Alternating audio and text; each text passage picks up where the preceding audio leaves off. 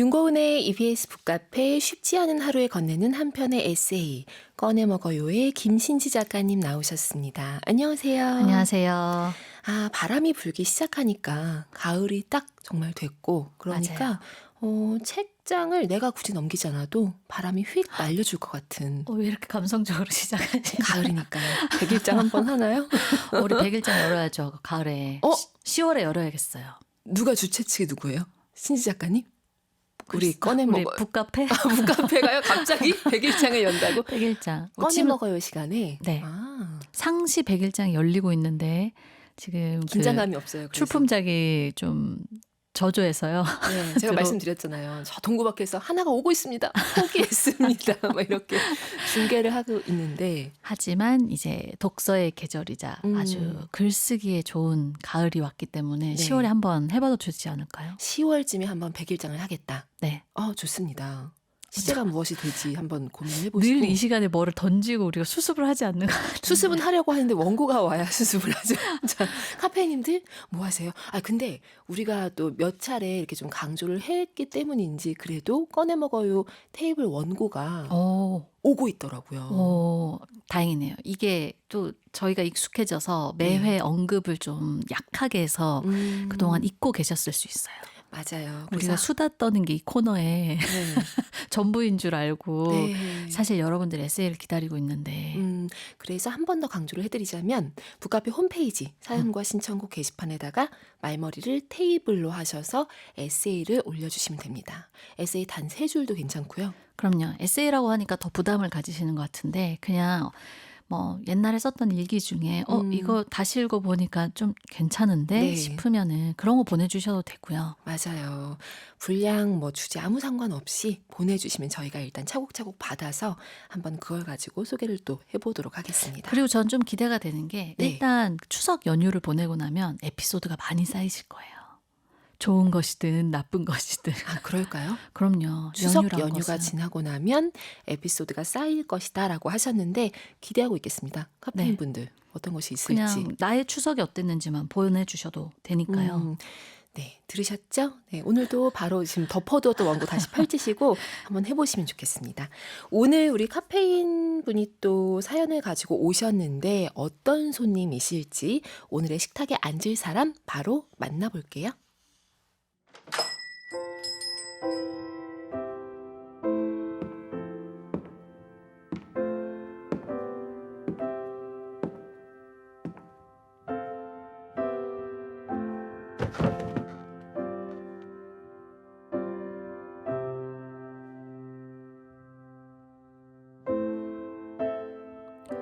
세상이고 만사고 귀찮아 죽겠어. 먹방이고 예능이고 봐봤자 식욕도 웃음도 안 나온 지 오래. 그냥 눕자. 앉지 말고 눕자. 생각도 계획도 말고 그저 눕자. 눕는 게 남는 거니까. 이런 의욕 없는 삶이 의미 없다는 생각도 접자. 그런 생각할 의욕조차 없어진 지 오래니까. 그냥 눕자. 아무 일도 하지 않으면 아무 일도 일어나지 않으니까.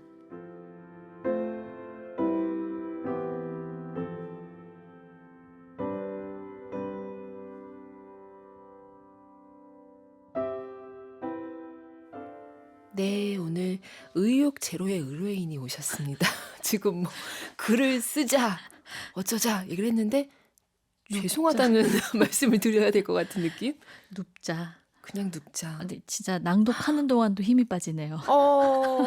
지금 생각할 의욕조차 없어진 지 오래니까 그냥 눕자라고 하시는 분. 누워서도 글을 쓸 수는 있어요, 사실. 그렇죠? 할 수는 있죠. 네. 이렇게 의욕이 없는데 가능할지 모르겠지만. 근데 지금 만사가 다 귀찮다고 하시는데 웃음도 안 나오신대요. 이렇게 심각한 사연을 저희에게. 사연을 보내실 힘 겨우 남아 있었던 거지. 사연 보내고 지금 누우신 거예요. 그럼 희망이 있네요. 왜요? 어쨌든 사연을 보낼 힘까지는 있으니까요. 보내고 어떤 책을 처방해 주는지 귀 기울일 힘까지는 남겨두신 거예요. 평소에 누워서 북카페를 듣는 것이 분명합니다. 이 아마 사연 보시면서 근데 좀 이게 과하게 느껴진다 하시는 분들 중에서도 이 마음 뭔지 알아 하시는 분들 계시겠죠. 저는 좀 어떤 건지 알 것도 같거든요. 맞아요. 저도 사실 바깥에서 활동하는 것만 비춰지잖아요. 네. 이 작가들이. 그러니까 거의 이제 저를 접할 때는 북토크나 뭔가 강연을 할 때나 이렇게 라디오에서 녹음할 때 이런 목소리니까 네. 되게 의욕이 많지 않으세요라고 하는데 사람이 그렇게 살 순 없잖아요. 그래도 신지 작가님은 의욕이 좀 넘치는 편이죠. 남을 나눠줘도 될 만큼. 근데 저는 확실하게 충전하는 하루가 필요하고요. 다시 하루가 그러니까 얼마 단위로? 오늘처럼 이렇게 외출을 해서 일을 하는 날이다. 네. 그럼 내일은 이제 혼자 있으면서 충전. 격일 단위로 휴일이 필요하세요? 일주일에 한 번도 아니고 그러니까 회사 다닐 때 얼마나 격일제로? 힘들었을까요? 아, 그 정도가 이제 그러니까 회사는 다닐 수는 있었지만 네. 그러니까 평소의 상태로 또 다시 충전돼서 뭔가를 할 수 있는 정도는 또 그런 충전의 시간이 필요한 것 같아요. 사실 우리 인간에게 그래서 잠이라는 게 있는 거긴 할 텐데 잠 가지고 안 되지 않아요? 맞아요. 의욕 사실 회복 이런 것은. 어제 잠을 좀 설쳤거든요. 어. 아침에 일어났는데 네. 입술이 이만큼 부어 있는 거예요. 왜요? 그러니까 너무 잠을 못 자가지고 다시 이제 세수하고 나니까 조금 나았는데요. 네. 그래서 사람이 얼마나 충전이 중요한 것인가를 음. 다시금 깨닫고 있는데 이 의욕이 없는 오늘의 테이블 손님도 어떻게 보면 그러니까 눕는 것 자체로 사람이 충전되는 건 아닌 것 같아요. 맞아요. 그리고 체력의 문제가 아닌데 그냥 마음 자체가 지칠 때도 있는 것 같아요. 그럼요. 체력은 뭐 문제 없고 한데 마음이 피곤한 거지. 음. 그래서 뭐 누구랑 대화하기도 뭔가 어떤 반응을 보이기도 자꾸 귀찮고 미뤄두게 되는 그런 시점이 있지 않나요? 맞아요. 그때 사실 중요한 거는 자기를 좀 나무라지 않는 것 같아요. 그래서 그런 주기적으로 그런 상태가 오는 게 자연스러운 건데 보통 네. 우리가 그러면 자기 자신을 좀 탓하잖아요. 나 왜 이렇게 의욕이 없을까? 그렇죠. 라고는 오늘도 그래서 뭐 오는 연락도 안 받고 뭐 일도 안 하고 나 오늘 정말 생산적이지 못했어 때문에 스트레스를 받으면서 자기를 계속 나무라게 되면은 그 상태가 더 오래 가는 것 같아요. 이럴 땐 진짜 외출도 하고 싶지 않고 있던 약속도 취소하고 싶고 이렇잖아요. 맞아요. 근데 좀 환기가 되려면 사실 환기가 될 만한 활동을 해보는 게 좋을 것 같은데 오늘 에세이 테이블 손님에게는 그런 환기가 되는 책을 처방을 해드려야겠습니다. 어떤 책일지 너무 궁금합니다. 자신을 나무라지 말자라고 하셨는데 이 책으로 좀 치유가 될 것인지 그리고 치유뿐만이 아니라 힘까지 얻을 수 있을지 너무 궁금합니다. 네, 부담스럽다. 책 지금 바꾸시는 거 아니죠? 네, 아니에요. 자신 아니에요. 있죠? 그럼요. 네, 자신 있는 책을 가지고 오셨다고 합니다. 핑크 마티니의 심퍼테이크 듣고 어떤 책인지 만나볼게요. 윤고은의 EBS 북카페 홍익인간 절기박사 김신지 작가님과 함께하고 있습니다. 오늘 신지 작가님이 자신 있게 들고 온 책 무엇인지 열어보겠습니다. 네, 오늘은 조승리 작가의 이 지랄 맞음이 쌓여 축제가 되겠지라는 책을 가지고 왔습니다. 이 지랄 맞음이 쌓여 축제가 되겠지. 제목 읽는데 작가님 재밌네요. 입꼬리가 실룩실. 한번 읽어보고 싶었어요. 묘한 문장이네요. 제목 치고 강렬해요. 제목 강렬하죠. 네. 지금 의욕이 없던 우리 손님 지금 하면서 일어나셨을지. 한번 읽어보고 싶어지는 제목 아닙니까? 소리내서? 네. 네, 묘한 매력이 있는. 맞아요. 저도 동네 책방 다닐 때마다 요즘이 아니죠. 이 책이 나오고 나서 되게 자주 눈에 띄었어요. 이 책이. 그리고 항상 이렇게 제목 때문에 사실 시선이 먼저 갈 수밖에 없고. 네. 그래서 어떤 책일까 궁금했었는데 이 책은 2023년 샘터 문예공모전 생활수필 부문 대상을 받은 시각장애인 에세이스트 조승리 작가의 첫 책이에요. 대상작이군요. 대상작이고 첫 책. 네. 대상이면서 첫 책이면 왠지 또 궁금해지는 책 아닌가요? 그렇죠. 네. 그래서 이 조승리 작가가 15살 무렵에 앞으로 서서히 시력을 잃어갈 것이다 라는 사실 청천벽력 같은 통보를 받게 되고 그리고 차츰 진행이 돼서 지금은 전맹이 되었고요. 네. 안마 치료사로 일을 하고 있으세요. 음. 근데 사실 이런 서사를 들으면 의뢰에 좀 편견으로 떠올리게 되는 이 책이 어떠할 것이다 네. 가 생기잖아요. 책의 어떤 온도라든지 우리가 맞아요. 생각을 하는 거죠. 어떤 네. 느낌 같은 것들을. 네. 근데 그런 지금 머릿속에 다들 어떤 서사를 떠올리셨다면 네. 이 지랄 맞음이 쌓여 축제가 되겠지는 그 서사와는 굉장히 다른 결이란 게 느껴지시지 않나요? 맞아요. 그렇죠. 일단 이 지랄맞음이라는 단어 자체와 뒤에 축제라는 단어가 나란히 놓인 것도 좀 생소하긴 하고요. 맞아요. 그래서 대체 왜 그런 제목이 탄생하게 되었을까 하고 내용이 궁금해지기도 하는데 네. 그 제목의 비화는 제가 이따가 이따가 네, 이따가 들려드리고요. 사실 이 책에서 저는 이 책 읽으면서 오랜만에 만난 굉장히 펄떡펄떡 뛰는 에세이란 생각을 했어요. 펄떡펄떡 뛰는 에세이다. 네. 너무 무리 아닐까요? 오늘의 의뢰인 지금 누웠는데 이제 겨우 누웠는데 몸을 일으킬 힘도 없는데. 의욕 제로로 누워있는 우리 카페인도 벌떡 일으킨다는 그럴 마치 정도로? 낙지 같은 낙지 같은 에세이다. 네. 좋습니다. 이 중에서 어떤 부분을 우리가 먼저 좀 만나볼까요? 이 책에서 이제 어머니와의 일화도 많이 등장을 해요. 아무래도 딸이 시력을 잃게 되었다 이런 얘기를 들었을 때 어머니 음. 입장에서는 정말 청천벽력 같은 소식이었을 그렇죠. 거고 그래서 정말 전국 팔도에 유명하다는 뭐 용하다는 무당이든 점쟁이든 이런 찾아다니시려고도 했고 또 뭐가 좋다더라 하면 그런 걸 먹이려고도 했고 막 이런 네. 에피소드들이 등장을 하는데 이 책에서도 우리 사이는 우리 모녀는 휴먼 다큐가 어울리지 않고 거의 코믹 시트콤에 가깝다라는 표현이 등장하는데 그 표현에 어울리는 일화 하나를 가지고 왔습니다. 코믹 시트콤 같은 장면 어떤 것일지 궁금합니다. 신지 작가님 낭독으로 만나볼게요.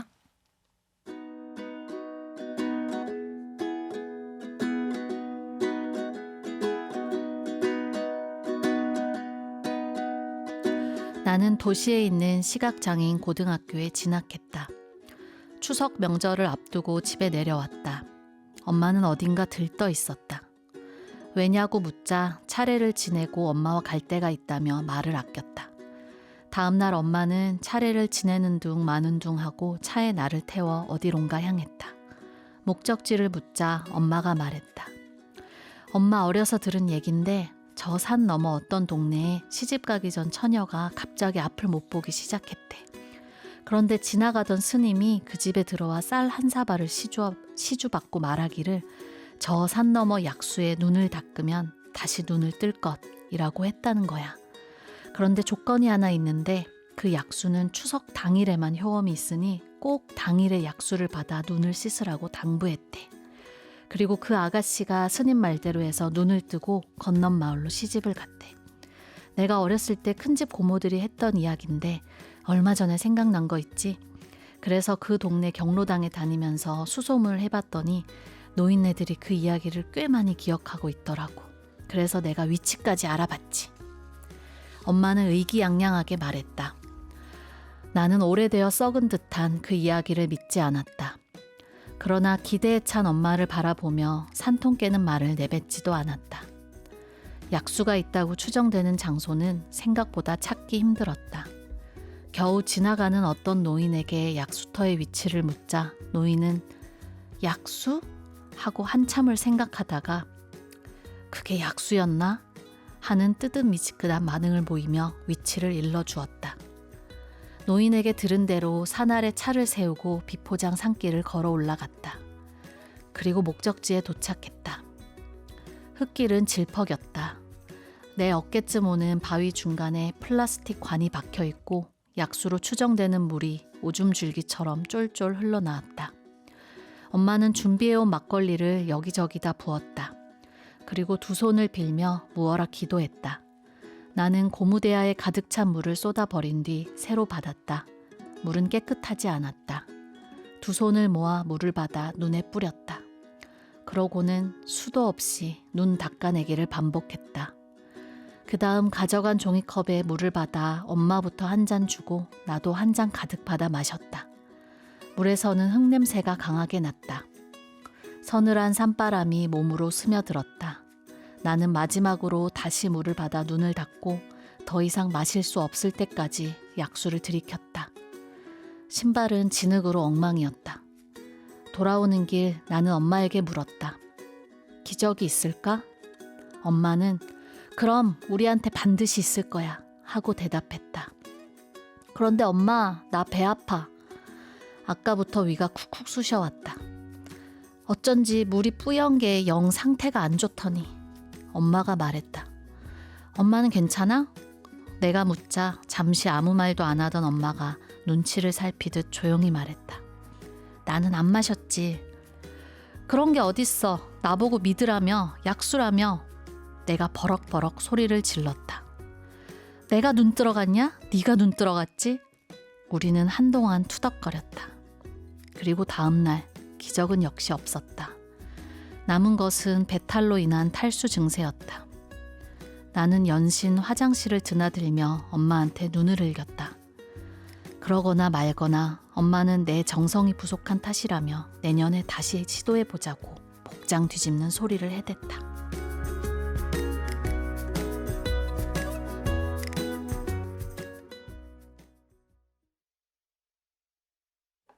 알바노 로미나 파워가 함께한 펠리스타 듣고 왔습니다.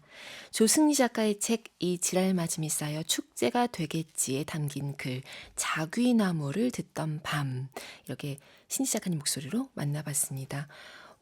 이 두 분 지금 엄마와 딸 이 두 분 인물들의 대화가 귀엽게까지 느껴지기도 하지만 사실상 이 모든 이야기의 그 동력이 되는 전제 자체를 생각하면 마냥 웃게 만들진 않거든요. 맞아요. 근데 이 조승리 작가님 에세이의 저는 매력이라고 생각한 게 네. 우리가 지레짐작해버리잖아요. 이렇게 음. 됐을 때 그 좌절한 모녀가 정말 얼싸안고 대성통곡을 하거나 이런 장면들을 네. 먼저 떠올리고 이 에세이집에 들어가기 시작했을 때 사실 얼마나 많은 일들이 있었을까요? 두 분 사이에. 그렇죠. 그런 짐작할 수 없는 일들 더 많았겠지만 그 사이사이에 이제 에세이로 공개를 한 것들을 읽다 보면은 그래 사람이 사실 슬프다고 슬프기만 하지도 않고 시력 잃게 된다고 해서 두 모녀가 거기에 대해서만 너무 함몰되어 살지도 않았을 네. 것 같아요. 근데 그런 장면들이 느껴지게끔 또 에세이를 쓰셨고 엄마의 이런 여러 가지 엄마로서는 정성을 다해서 뭔가 막 안 좋다고 하는 것들을 다 먹이고 싶어하는 그 마음에 그렇죠. 또 알겠어서 먹기도 하다가 또 짜증을 내기도 하고 이렇게 엎치락뒤치락 하는 그 과정들이 굉장히 생생하게 담겨 있어서 읽으면서 이렇게 한 번에 접지 못하고 이게 덮지 못하고 쭉 읽어 내려간 에세이집이 정말 오랜만이었던 것 같아요. 맞아요. 어찌 보면 이 두 분이 지금 모험을 떠난 거나 마찬가지잖아요. 맞아요. 여기서 좀 재미나게 느껴졌던 표현들이 좀 있었는데 이를테면 그 약수, 추석 당일에만 효험이 있다라고 하는 것 자체가 조금 추석 당일에만 왜 효험이 있을까? 이런 제약 조건들. 네. 그럼에도 불구하고 움직이시잖아요. 맞아요. 여기서 한번 좀 하면서 흥미를 느꼈고 이 이야기에 대해서 지금 딸인 조승리 작가님이 오래되어 썩은 듯한 그 이야기라고 표현을 하시잖아요. 맞아요. 이런데도 약간의 뭐랄까 오래되어 썩은 듯한 그 이야기라고 하는 데서도 약간 우픈 느낌이 느껴지기도 하고. 안 믿지만 사실 간 거죠. 엄마를 위해서. 그렇죠. 네, 근데 또 막상 가게 되니까 더 이상 마실 수 없을 때까지 약수를 마시고 눈을 계속 닦았다는 부분에서도 이제 여러 가지 감정이 느껴지고 맞아요. 마지막에 엄마가 안 드신 게 엄청 배신이잖아요. 엄마는 배 안 아파? 라고 했을 때 근데 어머니 말이 틀린 건 또 아니에요. 내가 눈 들어갔니? 네가 눈 들어갔지 하시는 거. 그래서 너를 위해 간 거니까 나는 안 마셨다. 딱 이런 장면 때문에 네. 이제 휴먼 다큐로 흐르려고 해도 계속 우린 코믹 시트콤에 맞아요. 가깝다라고 한 게 참 잘 느껴지는 대목이었어요. 맞아요. 그리고 그 약수로 추정되는 장소를 찾는 과정에서 그 곳에 계시던 노인분께서 그게 약수였나 하실 때부터 좀 약수? 불안하기 시작했는데 역시나 좀 네. 진흙이 가득한 물이었습니다. 그리고 이렇게 낭독을 들으면서 약간 이 장면이 정말 눈앞에 그려지잖아요. 네. 이런 우리 늘 글쓰기에서 강조하는 것 보여줘라. 근데 진짜 조승리 작가님은 보여줘라. 보여주기를 너무 잘 하시는 분이란 생각도 들었습니다. 맞아요. 자신의 정말 내밀한 부분, 그리고 좀 작은 부스러기 같은 것이 아니라 지금 나에게 거의 중력처럼 큼직한 힘으로 작용하는 어떤 상황에 대해서 쓰기가 사실 쉽지가 않거든요. 근데 맞아요. 그것을 유머러스하게 이렇게 쓴다는 것이 엄청난 내공이 있어야 가능한 것이 아닐까라는 생각이 들기도 하고 첫 음. 에세이라고 하셨는데요. 맞아요. 그래서 이 방금 낭독한 글은 이렇게 약수를 찾아가는 여정도 나오고요. 네. 그리고 또 이 다음에는 이제 어떤 용하다는 스님을 찾아가서 침을 맞게 하는 또 그런 장면도 등장을 하는데 정말 커다란 침 있잖아요. 네. 그래서 결국은 이 침을 계속 맞다가는 어쨌든 그 사람이 전문가가 아닐 텐데 딸을 잡겠다 싶어서 그걸 거기서 데리고 나오는 그 장면 등장을 해요. 그러면서 또 두 모녀가 싸우게 되고 네. 뭔가 엄마가 이제 엉엉 울면서 너 이제 사실 딸의 인생이 이걸로 망해버린 것처럼 엄마는 느끼는 거죠. 근데 딸은 그렇지 않은데 그래서 네. 엄마는 나 죽을 때가 딱 같이 죽자 막 이러니까 또 조승희 작가님 소리치세요.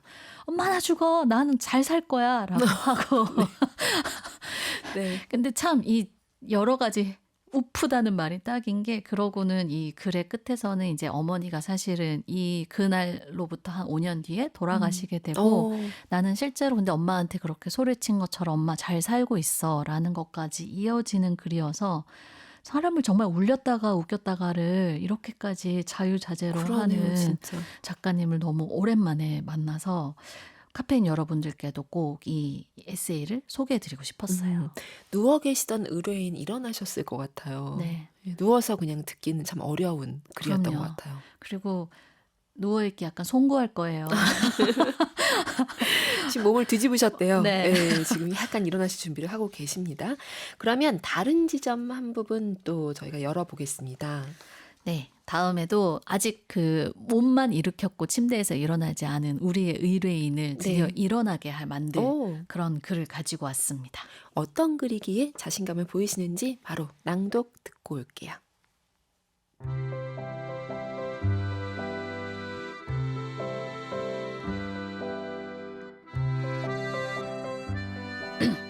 내가 탱고를 시작한 것은 감정을 되찾기 위해서였다. 나이를 세는 숫자가 늘어날 적마다 나는 무언가 하나씩을 잃어버려야 했다.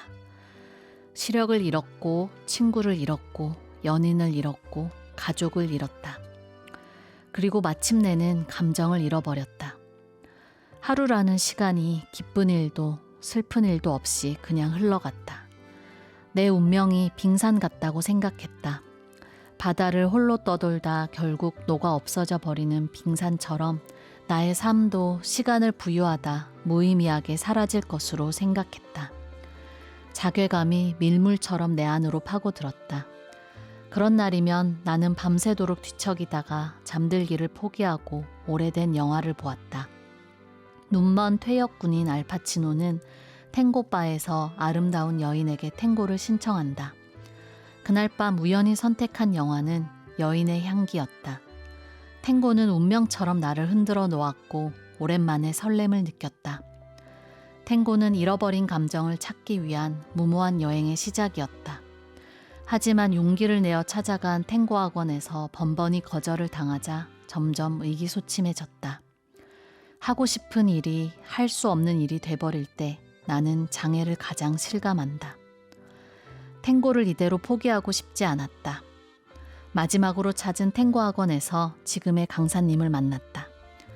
탱고는 정말 어려운 춤이다. 시선 처리와 홀드의 각도, 사선으로 걷는 스텝까지 조금만 방향이 틀어지면 동작은 무너지고 파트너의 발을 밟기에 십상이다.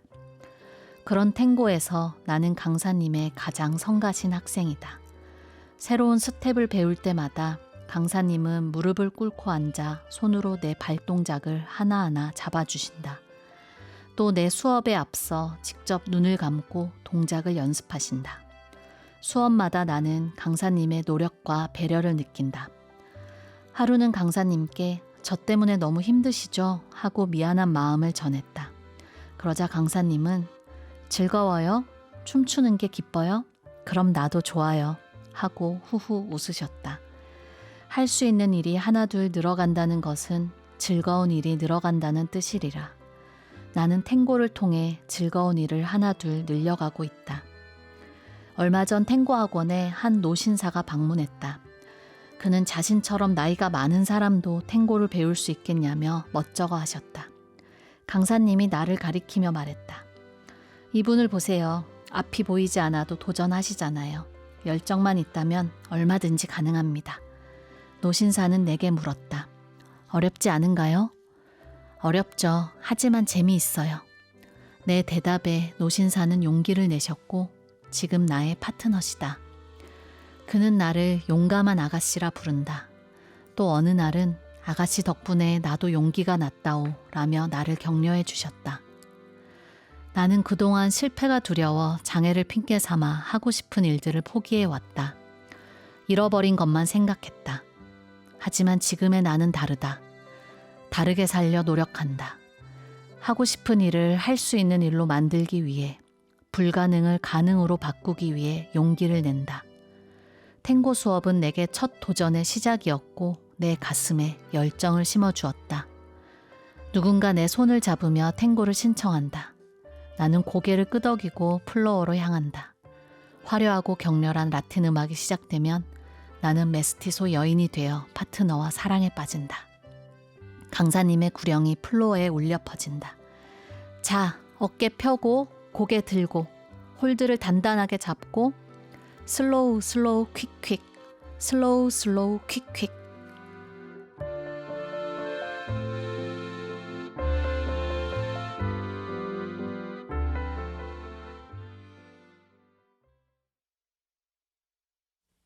토마스 뉴먼의 포르 우나 카베사, 여인의 향기 OST에서 들려드렸습니다. 조승희 작가의 책 이 지랄 맞음이 쌓여 축제가 되겠지에 담긴 글 탱고를 추는 시간도 이렇게 만나봤습니다. 와, 저는 읽어주시는 거 들으면서 제가 에세이에 지난주였나요? 아버지 나오는 네네. 그 마스다 미리 네. 글 읽어주시는 거 보면서 약간 눈물 났잖아요. 맞아요. 저뿐이 아니라 많은 카페인 분들이 우셨던 것 같은데 에세이에 등장한 그 존재 중에 강사님의 말 때문에 이렇게 울게 될 것 같은 느낌은 또 처음입니다. 이 강사님이 이렇게 얘기하시잖아요. 나는 그 강사님이 가장 성가신 학생일 것이다라고 얘기를 하는데 강사님은 즐거워요? 춤추는 게 기뻐요? 그럼 나도 좋아요 하고 후후 웃으셨다라고 하시는데 이런 모습 상상하니까 눈물이 또 찰 것 같은 느낌이 듭니다. 그렇죠. 뭐 되게 아름다운 단막극 한 편을 본 것 같은 네. 그런 생각도 들고요. 하지만 조승리 작가님은 이 책에서 이렇게 눈물이 나려고 하면은 등짝을 후려치면서 울긴 네가 왜 울어? 이런 느낌으로 다가오시거든요. 저도 방심하진 않을게요. 아, 네, 등장 맞을 준비하고서 살짝 이제 촉촉해졌다 이런 건데. 맞아요. 그래서 참 아까도 얘기한 것처럼 이 단짠단짠의 이 잃는 기쁨을 우리 카페인 여러분도 꼭 느껴보셨으면 좋겠다는 생각이 들고 네. 사실 이게 이 책의 제목이 탄생한 이제 비화라면 비화. 그러니까 사실은 책의 편집자님이 지은 제목이긴 하다고 하는데요. 이 제목의 뜻을 생각해 보면 이 지랄 맞음이 쌓여 축제가 되겠지라고 네. 했을 때 조승리 작가님이 삶을 대하는 태도와 정말 어울리는 제목이란 생각이 들어요. 사실 그 전혀 상상조차 한 적 없었던 네. 장애가 나에게 찾아오고 그리고 그 이후에 삶이 완전히 뒤바뀌고 엄마와도 이렇게 투닥투닥 엄마에 대한 애증이 굉장히 또 있으셨을 것 같아요. 네. 그런 것들과 또 책에 담겨 있는 여러 사람들의 또 편견과 또 무례함에 부딪혔던 순간들도 있을 거고요. 그게 그 많은 지랄맞음이라면 그 지랄맞음이 쌓여도 그 안에서 삶을 자기만의 축제로 만들어가는 태도가 사실 이 승리 작가님의 정말 빛나는 태도라고 생각을 했거든요. 놀랍습니다. 그리고 읽어주신 부분이 이제 탱고 춤이잖아요. 그러니까 여기 보면 마지막 부분에 자 어깨 펴고 고개 들고 이렇게 하잖아요. 네, 지금 들으시면서도 네, 어깨 펴고. 신희 작가님 어깨 펴게 지금 네. 펴기는 행동을 하셨는데 이런 느낌 때문에 춤이라고 하는 것이 주는 감동이 있는 것 같아요. 일단은 자세를 정비하고 뭐 화려한 동작까지 가지 않아도 내가 여기에 당당하게 하나의 존재로 서 있다는 걸 인식하게 만드는 게 왜 춤의 전제잖아요. 모든 춤에. 그거 너무 멋있는 것 같아요. 탱고 출 줄 아시나요? 아니요. 탱고는 시작도 못 해봤습니다. 전 플라멩고? 아니요. 플라멩고. 모든 춤을 선택한 건 아니지만 몇 개 춤을 약간 뭐 한두 강 정도 들어간 적은 있거든요. 네네. 근데 대부분은 어깨를 움츠리고 이렇게 가는 자세는 없단 말이죠. 보통은 당당하게 여기 서 있고 여기서부터 시작하니까. 그 얘기를 들으니까 또 승리 작가님이 매번 그 탱고를 배우러 가셨을 때마다 네. 내 몸을 딱 정비하는 그 시작으로 이 음. 준비 자세로 시작했을 거 생각하니 왜 이 열정을 심어주는 시간이었다는 게 또 이유가 무엇 때문인지 느껴지기도 하고요. 사실 이 책에 이 탱고 수업만 해도 네. 이 여러 차례 이렇게 거절을 당하고 결국 마지막 학원에서 지금의 아. 강사님을 만났다고 하시잖아요. 이 여행을 시도한 에피소드도 등장을 해요. 여행이요? 네. 그래서 여행 가서 타이베이로 이제 전맹 친구들끼리 여행을 갔는데 가서 이제 우리 상황을 설명하고 이걸 해줄 수 있는 가이드를 만났고 그렇게 해서 여행을 간 에피소드에 보면은 사실 할머니들이 혀를 차면서 이렇게 얘기하셨대요. 보지도 못하는데 뭐 고생하러 여기까지 왔누 이렇게. 그게 정말 그냥 시각장애인이 여행을 하는 걸 봤을 때 비장애인이 그냥 툭 던지는 말 같은 네. 거잖아요. 근데 그때 작가님이 이렇게 쓰세요. 보이지 않아도 보고 싶은 욕망은 있다. 들리지 않아도 듣고 싶은 소망이 있다. 걸을 수 없어도 뛰고 싶은 마음은 들 수 있다. 모든 이들은 행복하고 싶은 욕구가 있다. 비록 제한적인 감각이라 해도 나는 들을 수 있고 냄새 맡을 수 있으며 낯선 바람을 느낄 수도 있다. 그것으로 행복하다면 여행의 의미를 찾을 수 있지 않을까? 라고 쓴 부분도 등장을 하는데 네. 자신의 시각장애인 친구조차도 그런 말을 했대요. 안 보이는데 여행 가서 뭐 하냐고. 그래서 여행을 안 하는 친구가 있는데 자긴 그렇게 생각하지 않는다라고 말하면서 이 쓴 에피소드인데 그 에피소드 되게 좋아요. 그러네요. 진짜 너무 귀한 에피소드고 너무나 당연한데 사실 많은 사람들이 잊기 쉬운 그런 생각 같기도 하고요. 맞아요. 사실 우리가 시각으로 여행지에 많은 것을 받아들인다고 생각을 하지만 네. 우리도 우리의 기억을 곰곰이 되짚어 보면은 야시장에서 만났던 그 길거리 음식들 냄새 맞아요. 그리고 바닷가에서 약간 짠 냄새가 나면서 불어오는 그 바람 이런 음. 것들이 사실 오감 나머지 것들로도 남아 있을 거예요. 근데 이렇게 함부로 말하게 되는 거죠. 보이지도 않는데 여행 가서 뭐 하나라는 말. 그래서 사실 여러 가지 나의 좀 태도들도 되돌아보게 되고 그렇죠. 오늘 특히 누워 있었던 우리의 의뢰인에게는 지금 걸어가고 계신데요. 주섬주섬. 네, 듣다 보니까 마음이 누워있기 심란해서 네. 그냥 일어나신 것 같아요. 네, 지금. 지금 파자마도 외출복으로 네, 갈아입으셨길 갈아입으셨고 바라고 지금 주섬주섬 걷기 시작하셨습니다. 그래서 저는 처음에 이야기한 것처럼 정말 읽다 보면은 생에 대한 이 활력이 느껴지는 에세이 집이었어요. 그래서 지금 좀 처져 있다 혹은 의욕이 없다 우울하다 하시는 분들께는 특별히 또 처방을 해드리고 싶고 일단 작가님이 계속 자기 삶을 축제로 만들면서 잘 네. 사셨으면 좋겠다는 응원의 마음도 계속 들고요.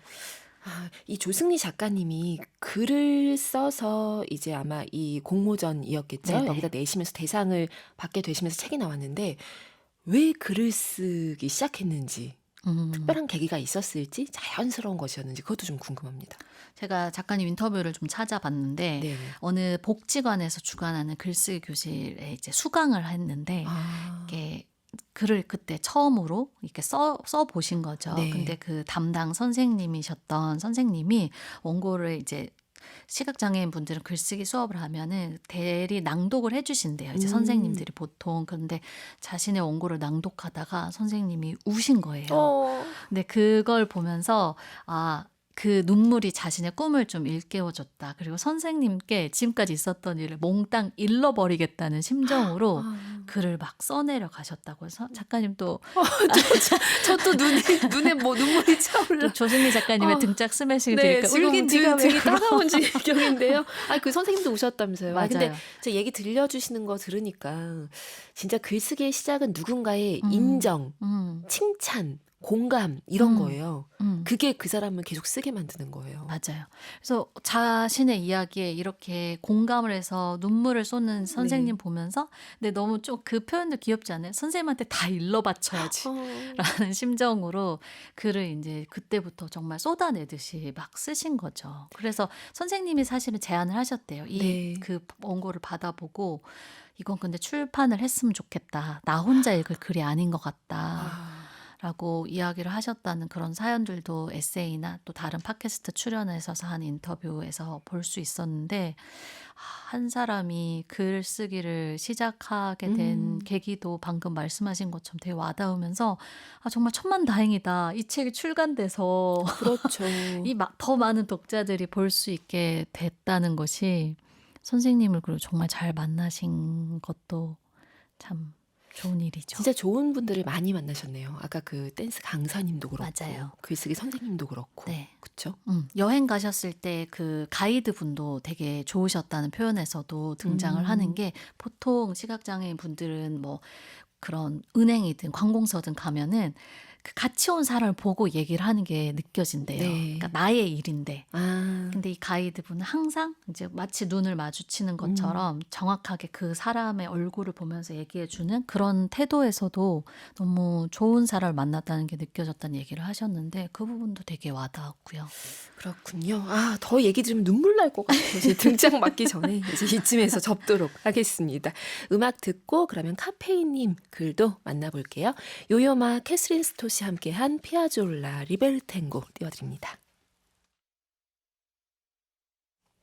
윤고은의 EBS 북카페 절기박사 김신지 작가님과 함께하고 있습니다. 오늘의 책은 조승리 작가의 이 지랄맞음이 쌓여 축제가 되겠지 였습니다.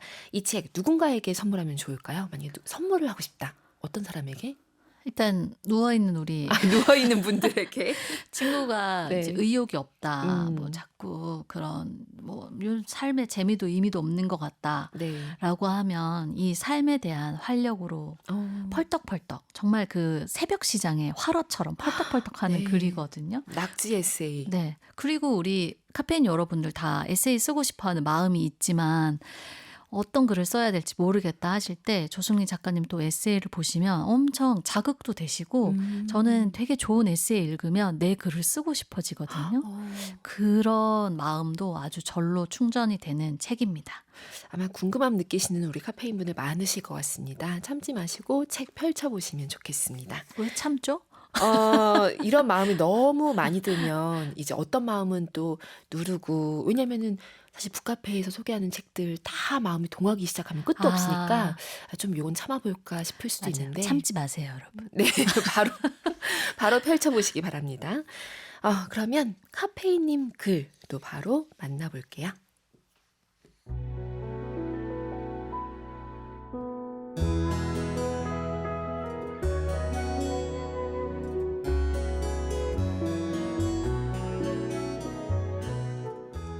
처서 매직 이규철.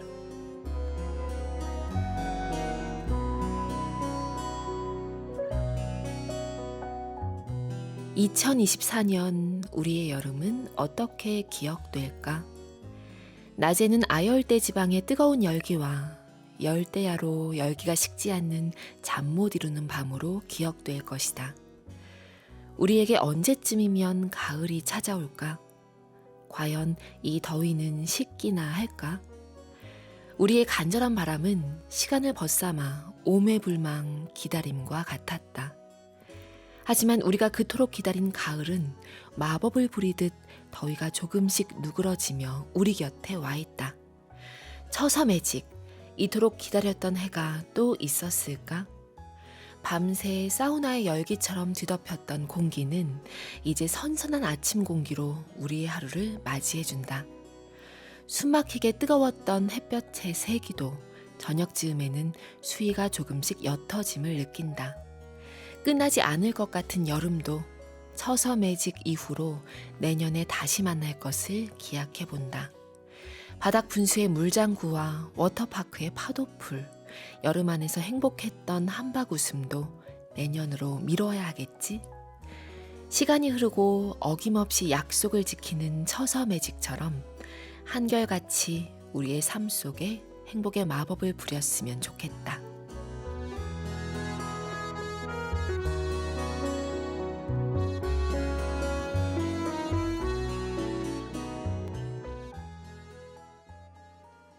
네, 오늘 카페인 이규철님의 처서매직이었습니다. 무슨 주문 같아요. 처서매직이란 말 그러니까요. 자체가. 네, 그쵸? 진짜 공감 200%입니다. 어. 올여름이 유난히 더웠기 때문에 처서 매직이 올까? 과연 올까? 이렇게 맞아요. 기다렸는데 오더라고요. 그러니까 입추 사이언스는 약간 요번엔 좀 흔들거렸어요. 네. 그쵸? 고기압을 뚫지 못했어요. 그러니까 그러나 처서 매직은 있었다. 있었죠. 맞아요. 그리고 지금은 이제 백로, 음. 백로라는 계절을 우리가 지나고 있어요. 백로는 흰 백의 이슬로, 흰 이슬이 이제 풀잎에 맺히기 시작한다는 뜻인데 네. 처서 매직이 있었기에 밤 기온이 떨어지면서 이제 밤에는 아, 풀잎에 흰 이슬이 맺힌다는 뜻이죠. 그러니까 기상캐스터 같아요. 네. 좀 절기 박사로서. 네. 어. 그래서 이제 또 백로에는 여러분 이슬 보시면서 정말 백로라는 그 계절의 이름이 이렇게 지어졌구나 또 실감하시면서 보내시면 좋겠어요. 백로에는 어떤 풍습이 있을까요? 뭘 하면 좋을까요? 백로. 풀잎에 맺힌 이슬을 보면 소원을 비나?